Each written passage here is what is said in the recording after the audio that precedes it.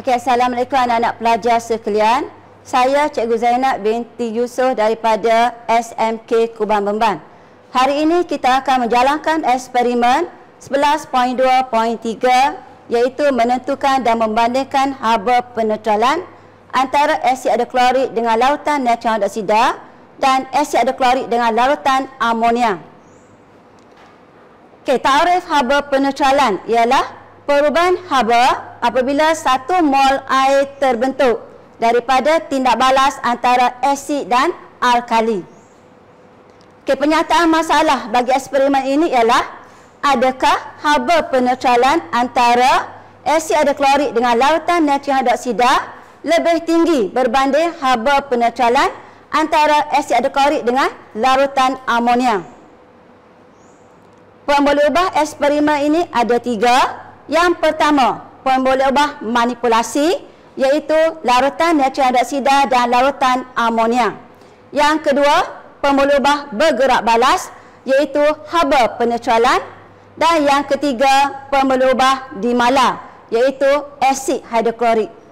Hipotesis bagi eksperimen ini ialah nilai haba penetralan bagi tindak balas antara asid hidroklorik dan larutan natrium hidroksida lebih tinggi daripada nilai haba penetralan antara asid hidroklorik dan larutan amonia. Alat radas yang diperlukan ialah cawan polistirena dan penutup, termometer, corong turas dan silinder penyukat. Manakala bahan yang digunakan ialah asid hidroklorik 1 mol per dm padu, larutan natrium hidroksida 1 mol per dm padu dan larutan amonia 1 mol per dm padu. Okey anak-anak pelajar, jom kita jalankan eksperimen. Okey, langkah pertama, sukat 50 cm padu asid hidroklorik.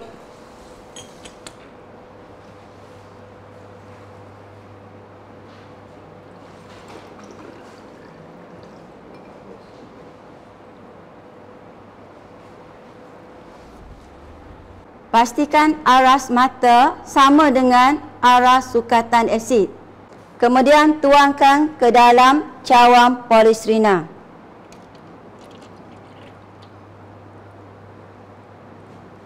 Sukat 50 cm padu larutan natrium hidroksida.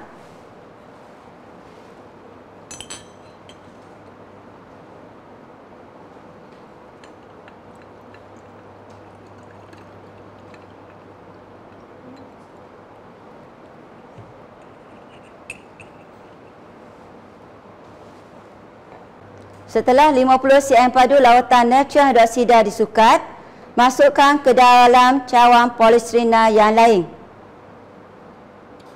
Okay, masukkan termometer ke dalam setiap larutan dan tunggu selama 2 minit dan catatkan bacaan termometer.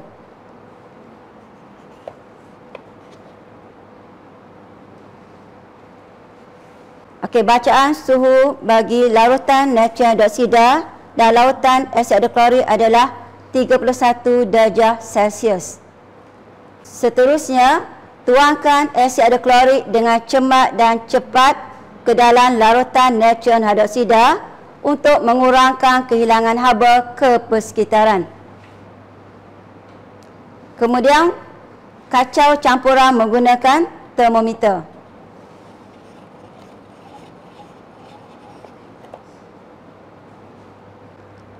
Suhu tertinggi campuran ialah 37 darjah Celsius.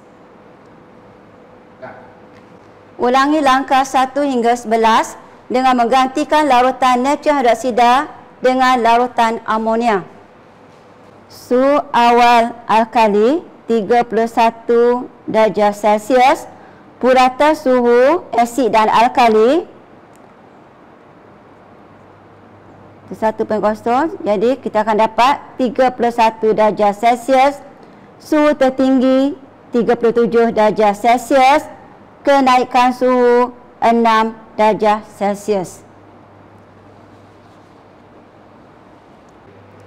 Berikut ialah jadual keputusan bagi eksperimen yang telah dijalankan.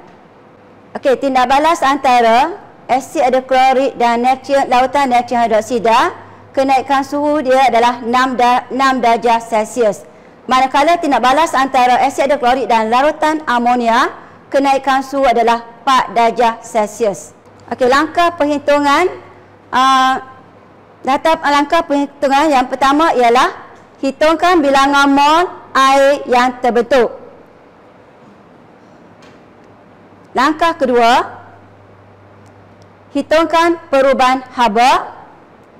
Langkah yang ketiga, hitungkan perubahan haba untuk pembentukan 1 mol air. Dan langkah yang keempat, tuliskan haba peneutralan. Langkah 1 hingga 4 diulangi untuk larutan amonia dan larutan asid hidroklorik.